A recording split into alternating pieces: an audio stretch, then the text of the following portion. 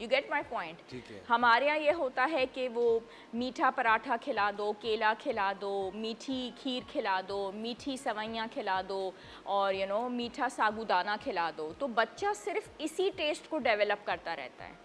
उसके बाद जब हम उसको कीमा या सब्ज़ी या रोटी खिलाने की आदत डालते हैं तो वो शक्लें बनाता है कि what is this, I want that sweet taste. So this is a very तो कंफर्ट भी दे रहा होता है, मिठास हाँ आपको। यस।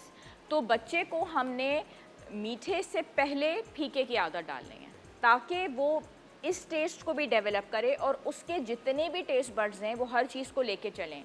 तो माँ बाप इसमें बहुत इंपॉर्टेंट रोल प्ले करते हैं। और जब वो बैठने लग जाए तो डाइनिंग टेबल पे बच्चे को अपने साथ बैठाना शुरू करें, उसमें फल भी रखें, उसमें सब्ज़ी भी रखें, उसमें रोटी भी रखें, कीमा और सालन डेज़ बदल बदल के।